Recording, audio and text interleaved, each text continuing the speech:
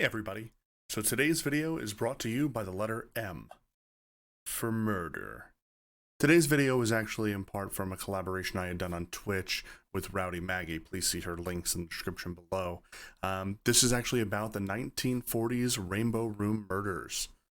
I'm Enigma, and if you've been enjoying the content so far, please make sure to like and subscribe, and hit that little bell to be notified when any new videos are coming up. So in this new video, we're going to be talking, as I mentioned, about the Rainbow Room murders. This is actually the largest axe murder still in the history of today in Spokane, Washington. I hope you enjoy. So stay a while and listen.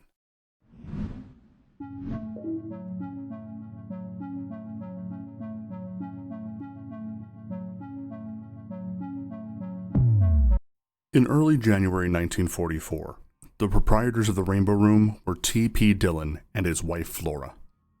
T.P. Dillon was also a sign painter and ran a small shop adjacent to the Rainbow Room in the back. The Dillons lived in an apartment accessible to both businesses via the east side entrance of their building's back alley. On the morning of the 21st of January, 4 blood-covered bodies were discovered lying in the Dillons' apartment, including the Dillons themselves. They had been hacked repeatedly with an axe and subsequently found by the apartment's rear alley entrance.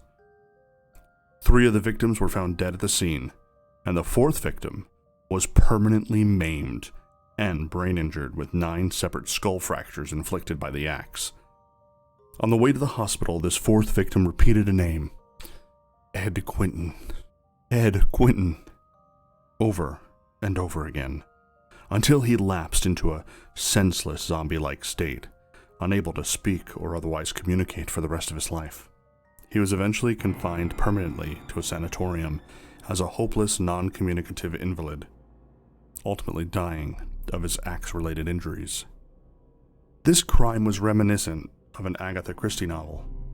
There was an abundance of suspects in this horrific crime, and at first blush, they were all guilty. Was it one of the female victims' insanely jealous husband, Charles Staples?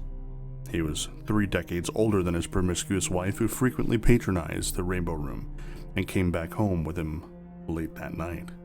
In a jealous rage, he had ordered his young wife not to go out that evening or suffer the consequences. She went out anyway. When the authorities interviewed him, he was found having dried blood on his shoes he claimed he had caught during a deer hunting trip that morning. Or was it one Arthur Decker Brown, who had angrily quit the Dillons' employment that very day before the murders took place, after a very public and very rude argument with Mr. Dillon over a sum of money? Footprints fitting Brown's shoes exactly were found in the snow behind the apartment. So was it Arthur Brown? Maybe not. Or was it Ed Quinton, a known associate of one of the victims, Frank Winnett, who repeated the name over and over and over again in the ambulance on the way to the hospital before he slipped into a permanently and profound dumbstruck silence due to his injuries? So was it Ed Quinton? Right?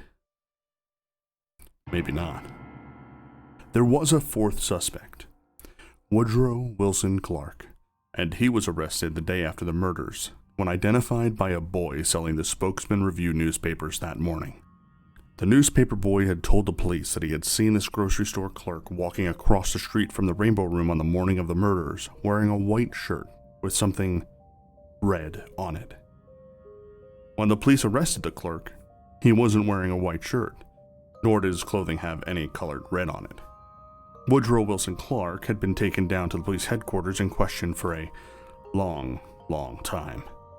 Actually, through the rest of the day, and through the night, and into the next day. Then, one of the officers typed up a confession, and Woodrow Wilson Clark signed it. After he was allowed to finally sleep, he woke up, and then he immediately recanted his signature on the police-typed confession. The law in Washington state in the 1940s was that police could type up confessions and they were admissible as evidence.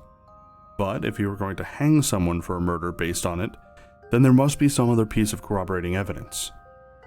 In this case, the prosecution produced blood-stained white shirt that the police had found, along with a lot of other blood-stained things in the blood-splattered Dillon apartment.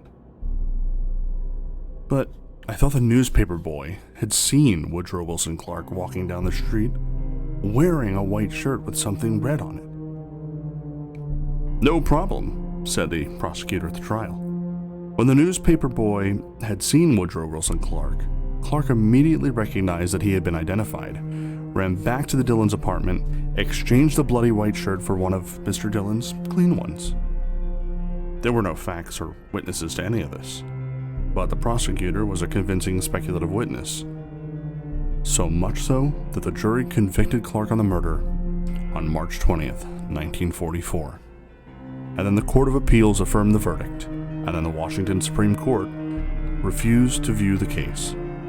Woodrow Wilson Clark was sunk, and on Wednesday, February 6th, 1946, he was hanged. So there you have it, the Rainbow Room Murders. I hope you enjoyed this video. So join us next week. We're going to be going over the Celtic god of Cernunnos. So in the coming videos, I'm hoping to more explore the pagan gods and goddesses, so to speak, as well as maybe the history behind some of the upcoming holidays that we have. And not the histories that were taught in school, but more so behind the scenes. I'm Enygma. Thank you for staying. Thank you for listening. And we'll see you next week.